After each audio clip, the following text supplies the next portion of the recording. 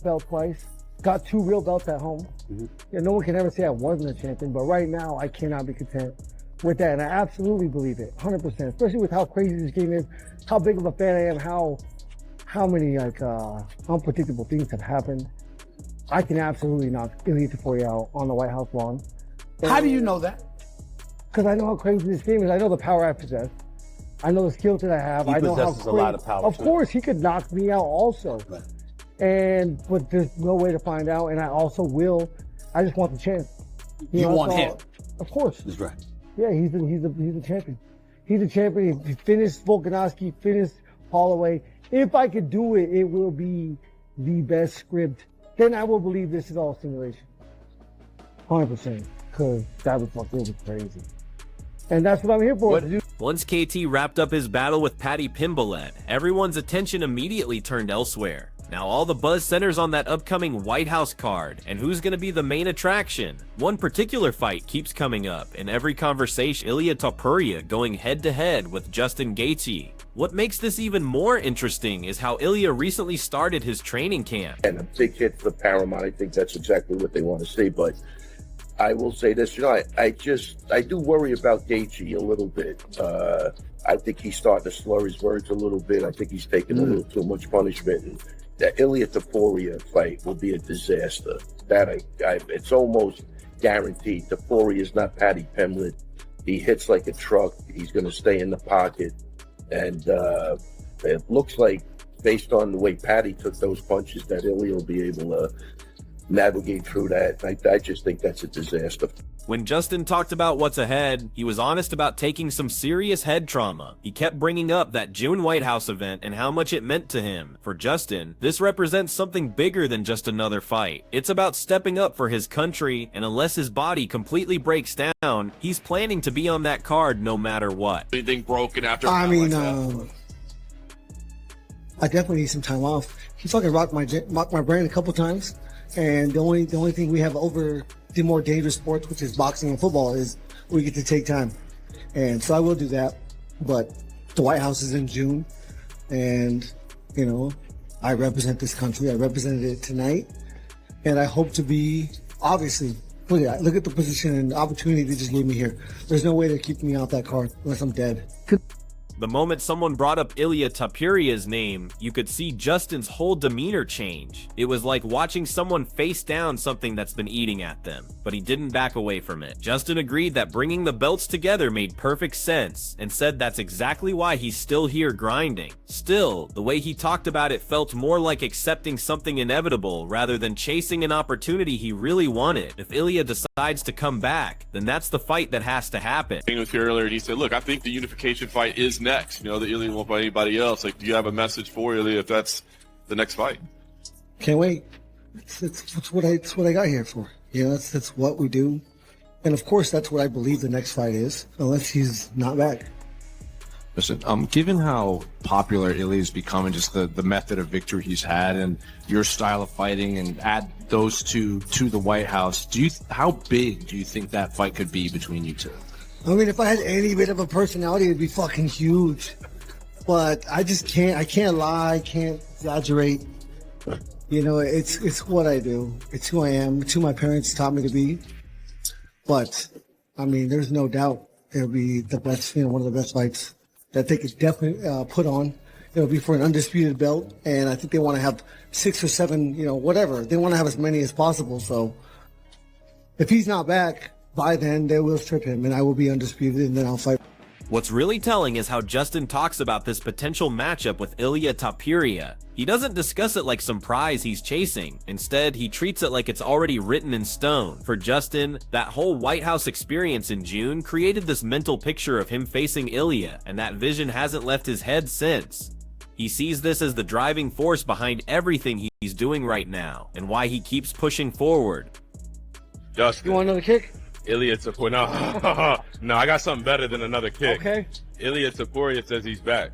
What do you think about that? He better be, because I'm supposed to fight him in June on the White House card. Uh-oh. That's who I'm fighting. Oh, that's who you want. That's who I have to have. That's why I fought for this thing. That's why he fought for the damn thing. Y'all heard it. Topuria, Gaethje, let's make it happen. Go. UFC on Paramount Plus. We appreciate y'all. Stay tuned. White House in June. Let's Luke Thomas made some really sharp observations about this Justin versus Ilia matchup, and it wasn't really about trash talk or drama. His main concern was about the massive skill gap that exists at the very top right now. When he analyzed how Ilia operates, he pointed out that there's a different level of confidence there, not the kind that comes from desperation, knowing the conflict's close. People who we've been kind of dancing around this whole time, which is who I think are the two best lightweights in the world. Let's start with, you know what? Let's start with the champion himself. Here's a tweet from Ilia Topuria, I'm guessing to Paddy, obviously. Quote, "Hey, little sausage.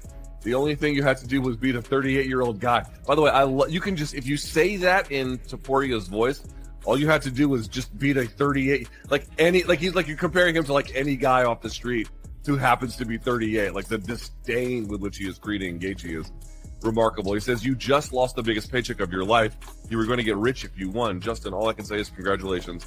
And I'd like to tell you to get ready, but you're screwed no matter what." I got to tell you, Ilia Topuria from the top rope. I love this. When Luke broke down Justin specifically, he acknowledged everything that makes him special. The heart, the toughness, the reputation, the willingness to fight absolutely anyone. But he also made it clear that those qualities might not be enough against someone like Ilia right now. Pure grit and determination can only take you so far. Okay, I have a lot of issues with basically everything Ilia Topuria has said over the last 2 years. Not this one. Like, this is exactly right. Like, you got beef with that dude, and you can dunk on that dude. Like, that is a okay thing to do. You know, I do think he also lost the biggest payday of his life. I think it's better for his career if he beats Paddy than Gaethje. But like, I totally understand dunking on him right now. And yeah, I mean, the most likely outcome is that he blows the doors off Justin. What made Luke's analysis so valuable was how he separated the entertainment factor from the actual reality of what would happen. He wasn't expecting Justin to just fold immediately or anything like that, but when he looked at the bigger picture, the outcome felt pretty predictable. In his view, Ilia has way more ways to win this fight and much better control over exactly when and how he gets it done. With Justin caught somewhere between different phases of his career, that gap becomes even more obvious. Well, okay, let's be clear about this. And I said this a long time ago when people were like, "Oh, what about Paddy versus Ilia?" And I was like, brother, I mean, if you wanted to end Paddy's career, you set him up with Ilia. Ilia would turn him into ash. You know what I mean? I mean, just absolutely Medusa him, turn him into fucking stone with what he would do. I think Gaethje would be a little bit more competitive and would certainly put up more of a fight, but I don't think his chances are great either, which then brings us to a more interesting consideration, namely, what about Arman Tsarukyan, the kind of odd man out here who, one way or the other, probably should have been in this bout. Just one more. Sometimes the most obvious opportunities are the ones that appear right in front of you. Kudos to Justin. He showed real toughness. Unlike others, he will step up and fight me. Respect. So Fiziev's response to Justin's bout was quite straightforward. For him, the biggest observation was Justin did not appear like... The whole thing looked sluggish and awkward, almost like he wasn't fully prepared for that kind of pace and intensity. There were some really concerning signs, especially around the neck area, that suggested things might not be where they need to be. The fight between Justin Gaethje and Paddy Pimblett the last couple of days. It's a good fight. It's a good fight. I'm happy for Justin, and I'm surprised. I'm surprised how he not in shape in this fight, honestly, because on the first round he start this fight very slow. He's very slow. He look like he sick, you know, not in shape. I think if he gonna be same shape like I fight him in London, he gonna finish Paddy like first 2 rounds. I don't think he really 100% shape on this fight.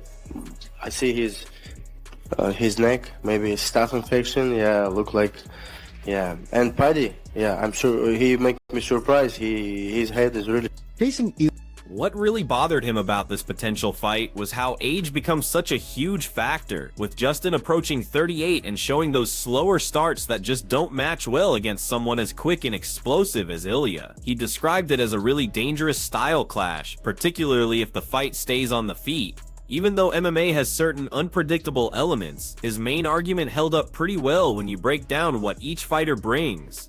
Like, how do you think he does against Ilia? Because obviously it looks like that's going to be the fight. That's going to be next. It's I don't want this fight, honestly. Yeah, because bro, he's almost 38 years old now, and if we look how he in shape in this fight, he look not so good.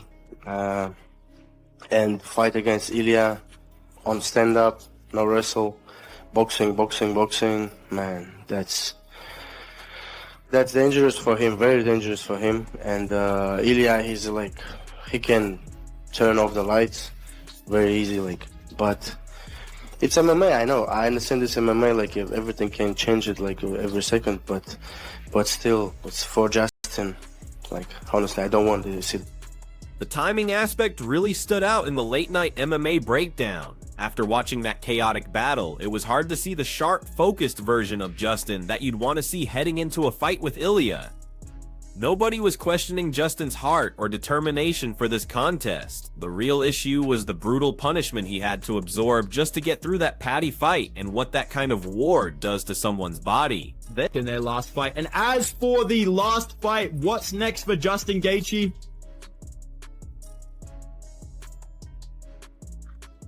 Bro, imagine like you go to, like, I couldn't stop thinking about it, dude. Like, he went to war with Paddy Pimblett to earn the right to get slimed by Ilia Topuria. And that's not an exaggeration. I'm not trying to be disrespectful. I'm happy that Justin Gaethje won. I picked him. I'm a big fan of him.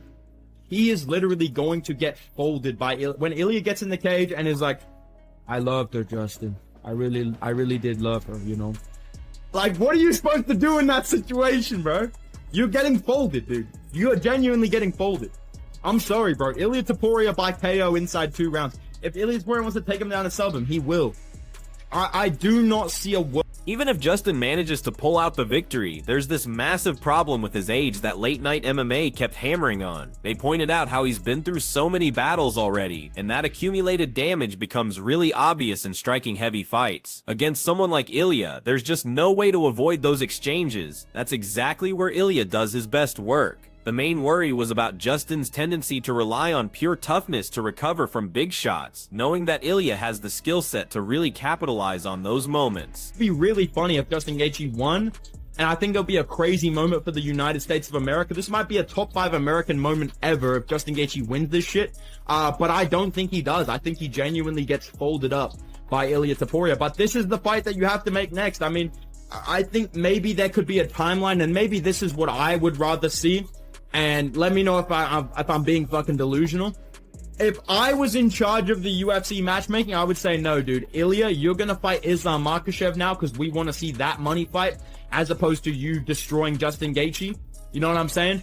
And we get Justin versus Arman for the vacant light. They described this whole situation as a really unfair trade-off for Justin. He wins a brutal war and puts his body through absolute hell in the process. Then there's basically no margin for error in what comes next. Ilia is younger, more explosive, and hits just as hard or harder while being much more precise about it. From that angle, it looked like Justin earned the right to walk into the most dangerous possible striking match with very few advantages on his side. Dana White didn't hold back when talking about Justin versus Ilia either. He came right out and called it an extremely dangerous fight because both guys can crack like nobody's business. Then he shifted into actually thinking about the preparation rather than just the spectacle of putting them together. According to Dana, everything comes down to how Justin approaches his training camp and gets himself ready. Ray Longo's concerns about Justin weren't really about his opponent, but more about which version of Justin would show up to fight. These kinds of battles always come with a personal cost that keeps adding up. Longo gets even more worried when that approach goes up against someone like Ilia, who won't give ground break or crack under that kind of pressure. Ilia actually thrives in those close-range exchanges, and turning courage into real danger becomes a serious problem. What gives Longo's perspective so much weight is that he wasn't being dismissive at all. He clearly understood the appeal of this fight and why the UFC was pushing for it. But entertainment value and smart career moves aren't always the same thing. Justin is still dangerous and still powerful, but the cost of fighting this way keeps getting higher. Putting him against Ilia right now feels less like rewarding someone who's already given so much to the sport. That's what makes this matchup so problematic for him. Not because Justin can't compete, but because because the timing feels wrong. When you really examine Ilia versus Justin, this becomes a completely different kind of fight. Ilia doesn't need chaos or confusion to get his win. He just needs one perfect moment to present itself. His timing, power, and precision make this much more dangerous for Justin than Paddy ever was. Justin can absorb punishment, but Ilia doesn't throw anything without purpose. When he connects cleanly, everything can shift in an instant. At the same time, Justin brings serious thunder too. He's got the experience, knows how to create openings, and understands exactly how to put opponents in uncomfortable positions. That's where Ilia would face his real test. This becomes a battle between fight-ending power and relentless pressure that just never stops coming. Drop your thoughts in the comments about who takes this one, Ilia or Justin, and how do you see it playing out?